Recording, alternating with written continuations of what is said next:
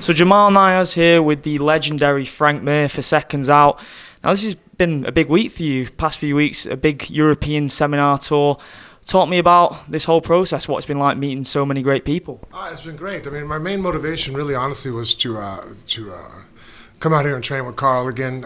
Princey, he'd come out to the U.S. for a couple months, and then he left in October, so it's been a few months, and so now I figure out, he has the twins, so I came out here, brought my daughter.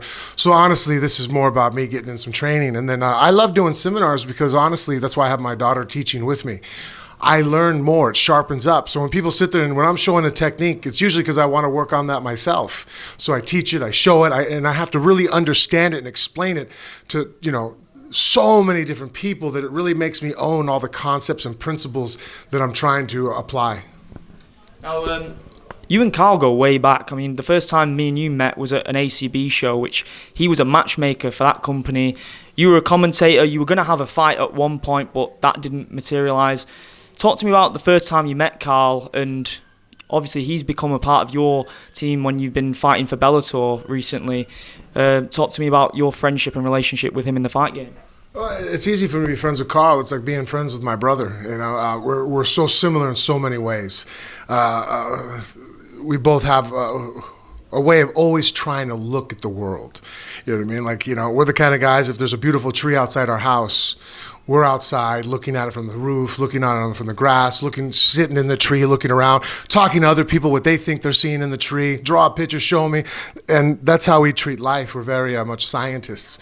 And, when we start talking about the martial arts, I enjoyed that we had the same perspectives and same understanding. And he just has a very good application of understanding of the mixed martial arts. And I dare say when it comes to hands and footwork, he's a master at. I don't know many guys I've ever trained with that I think are better. And then really a great aptitude, undersells himself in the other areas as far as his understanding of wrestling and jiu-jitsu. I mean, he's here on part of the classes, he's teaching a move, he'll look at me, I'm like, I concur. It's exactly how I would show the same move in areas that I'm an expert at. And so, it's easy. Carl's a great guy. I really enjoy having him part of the camp and being my coach. Now, obviously, we are here for the grand opening of Manchester Top Team. Brilliant to see such a vibrant MMA community in this city. We've got the likes of Laron Murphy, who's fighting at UFC London next week, one of Carl's fighters. Kane Musa, obviously on the Bellator roster. In terms of how far this city has come in MMA, how great is it to see? I'm happy. And that's one of the reasons, too, that the tours do for me. I get to go into new areas and bring martial arts to areas that are starving for it, And I think that, Manchester has such a rich combat history, all of England does, really, if you think about it. I mean, hell, the English used to almost rule the whole world. And so when it comes to especially, boxing, and even catch wrestling used to be big here. So really, they undersell themselves of understanding grappling. Just that most of the men here and women, really are fascinated with the hands, throwing punches, I mean, right now, both all the heavyweight belts are owned by the British, and so you've seen that, look, you got Anthony Joshua is a phenomenal boxer, world champion in every way, great skills, great athlete. But Tyson Fury is just special. His understanding of war and combat is just unreal. Especially, I mean, it's not like he's an old guy, 31 years old, and just such an aptitude, and showed such mental resilience to come back from adversity. I know what that's like to deal and struggle with demons, and I've seen so many other people that fall to it. And here, not only is the guy a warrior inside the ring, but he's a warrior outside the ring, and a strategist too. Usually, I'm more of a strategist than I am a warrior. I'm always looking at, analyzing, okay, what's the best way to approach this? Some people are just warriors, pound their chest, face forward, eat bullets in the face, kind of like the girl that our featherweight champion UFC, Zhang. Yeah. Last night. She's a warrior. She's not a strategist. In fact, I actually had Joanna winning the fight because I felt that she's using technique. She's making her miss at times, coming forward. Wally Zhang's technique is I eat a punch and I'm just going to throw back and I'm going to hit you harder than you can hit me. I'm not a fan of that. It's great, it works, but guess what? That doesn't last forever. Eventually, your physique and your fortitude will fail you. Your mind stays the longest. And so, crazy tangent, right? Pre-workouts. No, it's good. And so, so coming down here to Manchester and stuff, I mean, you see it, all the guys on their feet slick. I mean, hell, I have a Manchester coach for a reason because, you guys have hands and feet, footwork. On your feet, I think are some of the best fighters in the world in general when it comes to striking. for MMA. Obviously, you guys don't wrestle like we do in other places, where in America, our kids are 6 years old wrestling. My children wrestle part of their school. It's in our academic curriculum as far as one of our sports we play. We don't play football. Not American. We play American football, but not obviously soccer. It's not as much in the school systems, even on the elementary level, like that there as much as we have wrestling. It's one of a very popular sport. Obviously soccer is too, but so Americans really have a leg up when it comes to the wrestling aspect, kind of like how it is in Dagestan or in Chechnya. Where the wrestling's in the curriculum. So coming out here, it's a great compliment of me showing and learning and constantly refining my skills on my feet and able to share my skills with the grappling area. You mentioned Tyson Fury there. Did you happen to see his teaser of training with Darren Till last year? He put out a video of him saying that he would be very much open to having an MMA fight and that Till would train him. And then he did say that he had a conversation with Conor McGregor, which Conor McGregor denied that there was a conversation. Is that something you'd like to see Tyson Fury step into the MMA world? Yeah, he just has to get with somebody that's smart at how to not take away what he already does well, but help translate it to where it just works also in MMA. I see too many fighters that try to make a carryover, and they do one of two mistakes. One, they try to make them fight completely different for MMA. I'm like, well, now the guy's a B-level fighter. You took away his strengths. Or B, they go in there and like, okay, it's anti-jiu-jitsu, anti-wrestling. Just got to worry about beating it. I'm like, it's not necessarily that either. There's a middle ground of understanding how to use it to where, oh yeah, you know what? Now we're going to use a frame, but you're going to use it for uppercuts. We're not going to use our frame to get an underhook. I'm going to use grappling, but use grappling to also strike. If you see the greater fighters do that, and sometimes some of our trainers will just try to reinvent a guy. You don't need to reinvent Tyson Fury. If I had 6 months with him, he's ready to give anybody in the UFC a heavyweight a run for their money.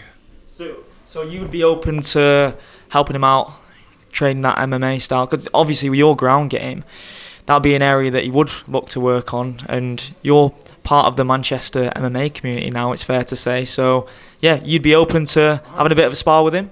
Oh, yeah, I would love to be able to move in there with him. Obviously, he's the best in the world. I think he's the best that's ever fought at heavyweight. He's slick. He's a slick big man. When's the last time you heard that and said in the same sentence? I'm a fan of that type of fighting. And I think that, one of my other favorite heavyweights is Lennox Lewis, who is also a great strategist, great ability to use his reach, but at times he always played it safe. There was never a time, he didn't eventually, I'm more like Lennox Lewis, always trying to be the scientist about it. I think Fury's awesome because he's like a warrior poet. Not only does he use science and strategy, but then he puts emotion and heart behind it too, and that's just a rare combination. The same thing as far as a man who's, that tall, that heavy, and still able to move and use strategy and work to the body. Hell, he knocked down Deontay Wilder with a body shot as the taller man. And then you mentioned Weili Zhang versus Joanna Jędrzejczyk. From at the moment of this recording of this interview, it was last night. So the main event came under a lot of scrutiny from the MMA world. Adesanya left the arena with the belt, but with boos. Now, when you defeated Tim Sylvia, the crowd weren't aware of what had happened to Tim Sylvia's arm. So it was a similar reaction from the crowd. So do you empathise with his position? Because it wasn't actually you getting booed, it was Herb Dean getting booed for the decision, and which obviously was the right call at the time. So can you just transfer what happened in those scenarios? Actually, they're very different scenarios. People booed in my fight because they thought it was a bad stoppage, not realizing that I had broken Tim Sylvia's arm in several places. And Herb had seen the break, so Herb made a phenomenal call that later on he was redeemed on when Dana was able to say at the post-fight interview that, yes, Tim's arm is broken and he's going under surgery because it was broken so badly they had to put a plate in his arm. Herb Dean saved Sylvia's career. So those boos were unwarranted, and again, they weren't at me, so I didn't quite, The only thing I was ever upset about in that fight was I didn't get announced as the heavyweight champion. And that was a complete, on Buffer's part, he's apologized 1,000 times. Wasn't his fault, but because of all the turmoil afterwards, it threw a bump in the road. Whereas, look, I understand why Adesanya did what he did. What people are booing, and guess what? It's a curse of the champion belt. You see so many fighters do it. Fighters fight with spirit and technique, and they're warriors, and people like seeing that. You know, Adesanya came out when he fought Whitaker, he fought like a warrior, right? How he fought Romero, he fought him like a businessman. He made a business decision to not take chances, to try to get him out of there and show his warrior spirit, because it was safer to keep on the outside and throw low kicks. I don't fault him for that. Guess what? His next fight, he's going to get paid more than he would have if he had been lost, because he retained the belt. He still has pay-per-view buys. But it was a business decision, and that's what upsets people. But if I was in Israel's corner, I would say, hey, that's the price you pay. If you don't want to hear those boos, you're going to have to take chances and be that warrior again. Go out there and fight with a little bit of emotion. Take takes risks to try to remove the guy in front of you. If you fight like a businessman and you're fighting to make sure you retain the belt because it's a bigger paycheck, people are going to boo you. But that's a decision you made, and I'm pretty sure, you know, Adesanya understands that. You know, he understood that I made a decision. Tyrone Woodley did it, and I didn't fault him for doing that. With Tyrone, man, look how he devastatingly won his welterweight belt, knocking out Robbie Lawler. It was phenomenal. It was just a battle. After that, he turned into a businessman, and he admitted it. He says, hey, look, I don't want to lose the belt. This thing's hard to keep. I'm going to do the smart decisions to win. I personally don't boo that, and I don't fault it, because to me it's war strategy. It's the other guy, you got to take it from me. Figure out a way to beat me if I'm doing this game. But the only time I ever kind of smirk is when guys complain about it. I'm like, well, if you don't like those boos, take a chance. Go out there and finish somebody. If you want to play it safe and be a businessman, people don't cheer businessmen in a fighting ring. Yeah, it did seem that it didn't massively affect him. Like you said, he stuck to the game plan that he desired to go with. We touched on that Tim Sylvia fight. After that Tim Sylvia fight, you had that horrific motorcycle accident, which must have been one of the most testing times of your career, both physically and mentally. Looking back upon that now, like, how integral was that to the next stage of your career? Because you mentioned that the silver lining in that was that you got to spend a lot of time with your wife and your family. And yeah, let's go. The silver lining was it broke me mentally, and it made me a much stronger warrior. If you've seen, you know, there's certain parts of my fight, I wasn't mentally tough. I was too gifted as an athlete. And my wife hates when I say that because she thinks I'm being obnoxious, but look at my children. Genetically, I was gifted to be stronger and faster than most people. My children are stronger and faster than most people. But that makes things easy for you. And when things are easy for you, you become mentally weak. That's why I'm hard on my children when it comes to their training, because I don't want them to be as soft as I was in my early 20s and mid-20s. Then, I was a heavyweight champ of the world, and I wasn't mentally that tough. You know what I mean? I broke someone's arm in 40 seconds. It wasn't that much hard work. After I broke my leg, it took away that athleticism for many years, and I had a hard time.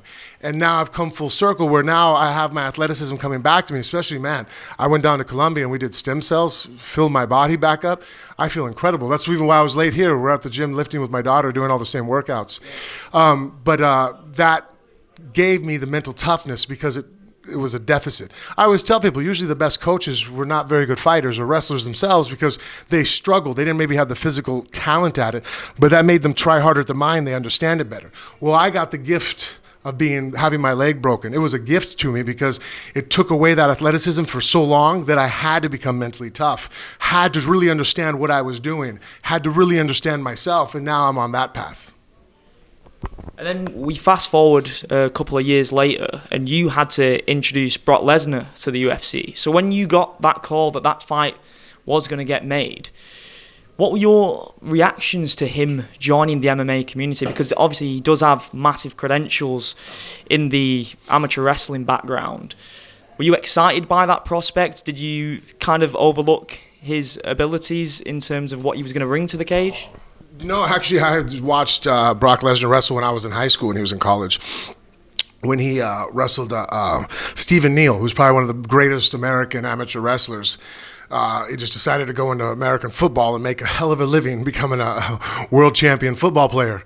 But throughout college, he was a 1999 world champion, Stephen Neal, and was a two-time NCAA champion in his sophomore year. It only lost to Kerry McCoy, who became also an Olympic representative. So the guy was talented, and he had beat Brock Brock's junior year. So I paid attention to Brock because of that, watching, oh man, that was a really close match. That wasn't a blowout at all. And here you got this junior versus this, the repeat senior of the national champion who went on to become a world champion and beat everybody. He was the best wrestler in the world. He won our Dan Hodge Award for America. And so I knew how dangerous he would be at wrestling. I just knew that his understanding of submissions wasn't going to be very good because how much can you learn that quickly? I knew that, striking, he still doesn't understand it. But those areas were the areas I wanted to take advantage of him. I didn't think striking would be very easy to take advantage of him because you could see, like even his last fight, his ability to put me on the ground. I mean, the guy is one of the best wrestlers. I think it was like 105-3. Mark Hunt couldn't keep him from putting him down. So I figured the fight would take place in jiu-jitsu where I would also have an advantage. And then later on in that year, he went on to defeat Randy Couture to win the heavyweight title. And the rivalry really stepped up a notch heading into UFC 100. It did become a bit of a bad blood rivalry. How much hatred was there between you two, and how much was selling the biggest event in MMA history at the time? Well, obviously, it's an advantage that we didn't like each other. We sold no pay-per-views. But, I mean, just, idealistically, we're just two different human beings. I'm much more liberal. I'm okay with, my fellow man. And I guess, I'm more of a Democrat in the USA, even though I register as an independent. I'm very much more liberal, but that's also because I travel the world, and I'm, if I told most of the people that are English my ideas, they're like, yeah, that's normal thought process. We have some crazy conservatives in the U.S. that just, everybody needs to go ahead and just fend for themselves and die. They don't worry about, anybody, very little empathy, and he follows under that very conservative thought process. And so, from the way styles of our fighting to the way we approach life and how we treat our fellow man, we're completely different human beings. So we're very much each other's antithesis. And there has been rumblings from your behalf. You do want to step into the world of pro wrestling, slowly dipping your toe into that. I know you've been working a bit with Josh Barnett. He has his Bloodsport promotion. Brock is obviously going to be main event in WrestleMania this year against Drew McIntyre. Would you rather have an MMA fight with him, again, number 3 in MMA, or would you like to go and test yourself in his waters with the WWE down the line? No, I think that I would rather fight him. Doing the WWE type thing, I don't think they'll let us match up against each other anyways, because they're not going to let me put him in a bad position, and I don't think he wants to find out what happened if I get put him in a bad position. Do you think that will happen, though, at some point? Do you see yourself signing with the WWE? Because we've seen Cain Velasquez, Ronda Rousey, hell, even Matt Riddle. He was a big part of the UFC's fight night cards for a long time, and now he's one of the best stars in NXT. There has been some great crossover stories. Do you see yourself joining that pattern at some point in your career? Quite possibly. I think it's another format of martial arts, really. When people look at the pro wrestlers, I see it as like Keanu Reeves and doing his John Wick movies.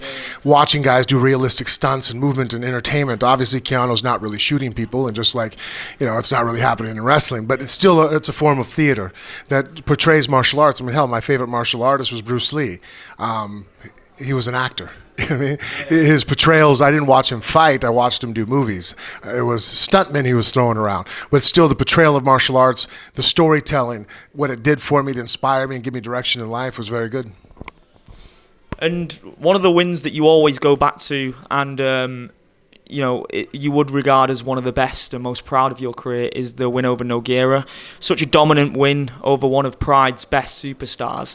At the time of when Pride had just joined the UFC, the likes of Mirko Cro Cop, guys like that who you went on to defeat.